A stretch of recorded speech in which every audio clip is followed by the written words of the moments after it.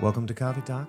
This is an intimate conversation about parenting with the gospel in mind. My name is Jeff Summers. I'm the pastor of student families, and this is my wife, Cami. She is the sage behind my age, and I've got the gray hair and my beard to prove it. So we're glad you're here. This is episode 5 of our series on teens and technology, and we're today continuing to talk about that and focusing specifically on social media, the good, the bad, and the ugly. Because social media has changed everything. I mean, I think about it when I was a kid and we'd hang out at the mall, and now they're online and they're doing all this social media. And for me as a mom, I think it can make me really anxious because I feel like there's so much to know and their brains are still developing, and I don't know what I don't know, and I don't know how to equip them. So I hope you have some great wisdom to lay down on us. Well, I think it's helpful if we deconstruct social media first off. What is it? My friend Matt Lukenbill, who's a youth pastor, said that social media is primarily the transmission of text and videos and pictures online. And so we're just communicating anything really through those mediums, through one of those things.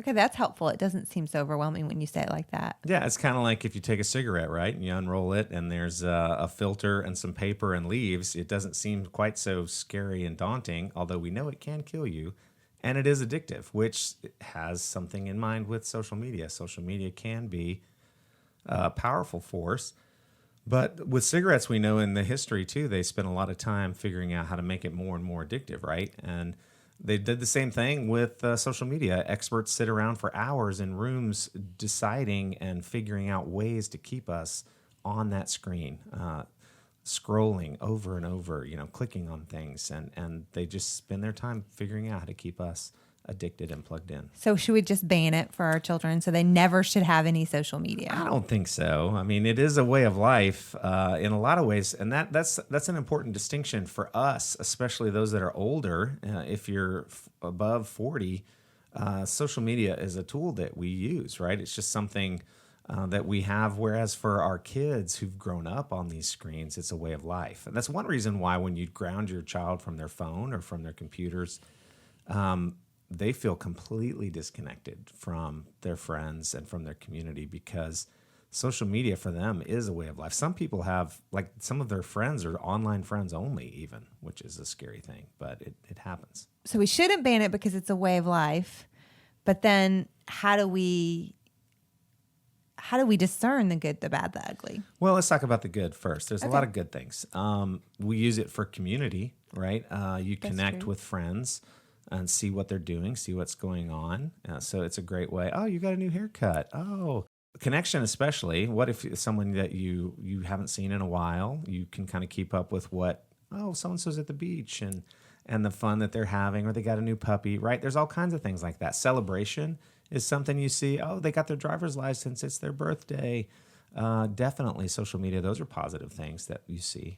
Yeah, I've done all of those things, celebrated and connected and inspiration too. I love the quotes that Paul Tripp puts out on his Facebook page, and often they give me a moment or Bible verses. Sure, there's the classic cup of coffee next to the Bible, and people are like, "Oh, my quiet time today rocked," or you see the rainbow or the sunset and some Bible verse. So there's a lot of inspiration that's happening. But it's also a place where you get information, right? We've seen, even this morning, I saw that the president, someone said, pray for our president because he has COVID, and I did not know that. So you can even find things out, good, bad, true, and false, constantly. It is a source of information. Well, that just makes me go, okay, so if it's good that you can find information, how do you know if it's true information? Yeah, well, that's kind of leads us into some of the bad things, right? As we referenced, or said before, when I was walking around Amsterdam, there's a lot of bad things you can get into in a place like Amsterdam. There's a lot of bad on the internet as well, and a lot of bad in social media. Part of it is that it's, if you think about social media in general, it's fake. It's not a realistic view of your life, and a lot of things, it's kind of this fake advertisement. So there's so many things. There's fake news, a lot of fake information that you see. People are pushing different worldviews and so on. I would imagine the whole idea that you're seeing something that's not real would make it really hard for children and young adults to discern, because like I think of my 12-year-old and he's just not terribly discerning on his own. So how does he differentiate between a true post and an untrue post? Part of the problem with the fakeness of Instagram is not that what you're seeing isn't real. It's just not all the truth. You know, like it's filtered. It's so filtered, and if you think about it, it makes sense, right? Your life, you can put just a manicured version of yourself online instead of the real you. Yeah, it makes me long for authenticity.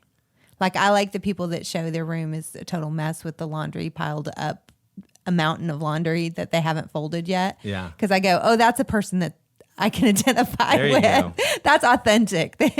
Sure. Well, and just the constant drain, the pull to get online constantly too, is something that it's a time suck. Really, it constantly pulls us in, and we use it to medicate. I mean, I do that. I know when I'm tired or whatever, I'll sit and just scroll through picture after picture. Can really be something. It builds anxiety in teens. A lot of studies show, anxiety's up about 30% if you spend more than 2 hours online a day. And so depression, anxiety, all of these things can go from, there's a constant stimulus that you're having all the time that students can't really turn their brain off. And they have FOMO really bad, which is fear of missing out, or FOBO, which is fear of better options. They're paralyzed by indecision because they see so many options online for the way their life should look and how it should be. Or FOBO is fear of being offline. Sometimes even a student can not want to not be online because they don't know what they're missing. Right. Oh gosh, that constantness. I see that in my kids and I watch them on their phones and I hate it. Like I'm like, want to throw the phone, but then like just as I'm fixing to, they call me out for being on my phone too much. And that whole idea that it's a time drain resonates with me. I remember I read, there's a book called Faith for Exiles by David Kahneman and Mark Matlock, and they took some of the Barna research and they applied it to the people that stayed in the church, in their 20s. So they kind of did a survey. And one of the quotes out of there says, Digital Babylon, talking about this idea of technology, is strip mine's human potential by making it absurdly easy to squander our most precious resource, time. And that quote so resonated with me and convicted me personally that I wrote it on the wall in our house. Like we have a dry erase wall, and I put it up there because I wanted our kids to see it, because that whole picture of it strip mining human potential, I just thought that was really a profound way to say it and convicting. Yeah. Like I think about if you die and you get to heaven and God goes, really? That's how much time you spent scrolling? Really? Well, I think it's great for us to spend some time looking over on your phone in that whole screen time area and say, how much time did I spend this week or this day looking at my phone? Okay, so that's some of the bad. What's the ugly? The ugly. There's a lot of ugly. There is a lot of powerful forces, and it feeds our idol of approval. It feeds all of our idols, or a lot of them, as we get online and get on social media. First, we've already talked about how addictive the internet can be, and social media and being on there. Bullying is definitely up in virtual world, and even new types of bullying ways. We'll talk more about that as we continue this discussion in the coming weeks. Virtue signaling right now, with all the things that are happening, there's so much pressure to get online and say, me too, I feel this way, and speak into any and every situation, so that because we have the idol of approval, we want people to feel good about us and our position. And so that can be a huge pressure to even to do that as well. Well, and that constant stimulus, I think that you get kind of addicted to that brain rush, right? Of the scroll. It's kind of like, going from one thing to another, and that no rest. I can see that going really, really bad, and it being super addictive to having that stimulus all the time. Well, and your identity can be totally caught up in the online persona that you're putting out. Oh, I've got to, every party you're at, you're only thinking about What's the post? Yeah, what's the post? What's the selfie that I'm going to take? What's my background? How, again, can I make everybody envious of my life by showing the cool things that I'm doing? I mean, that can become addictive in and of itself. So it can reveal, like, as we're engaging with our kids on this, what I'm hearing you say is we should probably be asking some questions about where their heart is. I think that might be another episode. Yeah.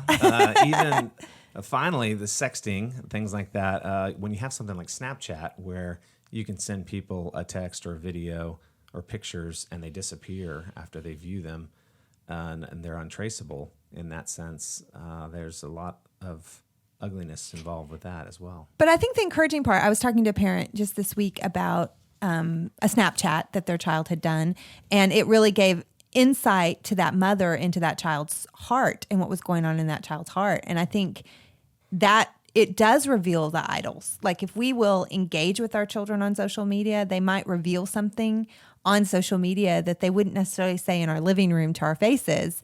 And that can be an opportunity, right, to point them to Jesus and their need for Jesus. Like, if they're seeking that approval, or they're, being mean to someone online or saying something that's unkind, it does give us an opportunity to speak some truth into their lives if we can engage with them on it, right? Absolutely. From Scripture, as we get overwhelmed by all of the good, the bad, and the ugly, it's good to just remind ourselves of this passage from 1 Corinthians chapter 6, which says, "All things are lawful for me, but not all things are helpful. All things are lawful for me, but I will not be dominated by anything." That really can sum up a lot of what we've been talking about, right? It's okay for us to use social media as a tool. It's okay for it to be a part of our lives, but it shouldn't dominate our lives. It shouldn't be something that we're completely overwhelmed by and drawn into constantly. We need to put boundaries up. Yeah, and it's not always beneficial. Right. For sure. So on the next few episodes, we're going to be talking about posting and consuming of social media. And we're going to talk about the heart behind it, right? Yeah. So we want to definitely invite you to the next few episodes. And if you haven't already, don't forget to subscribe to the podcast, either on Spotify or iTunes or YouTube. And we definitely want to invite you to be a part of our Facebook page, which is Parent U at Perimeter Church. You can also go to the website, perimeter.org/ParentU Coffee Talk. Well, and let's give a little bit of homework. So some questions that you can talk about at home this week. How much time do I spend on social media? Am I modeling good boundaries? I definitely think I'm failing in that one at times, for sure. Well, and I think that's an opportunity to be honest with our kids. Like, this is a struggle for us too. And to give our kids permission to call us out. Definitely. I mean, I think my kids feel really good when they can call me out for being on my phone too much. Absolutely. Discuss with your teen how much time they think their friends spend on social media. Sometimes it's easier for them to talk about their friends' time on social media than their time, because it doesn't seem like they're being attacked. Is that a good use of their time? What boundaries does your teen think are reasonable when it comes to social media?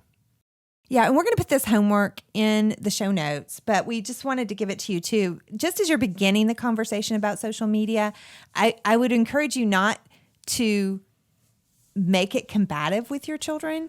They're going to have strong views on it, and you'll have other opportunities to talk to them about it. But right now, in the initial conversation when you're talking about social media, you really just want to hear what they think.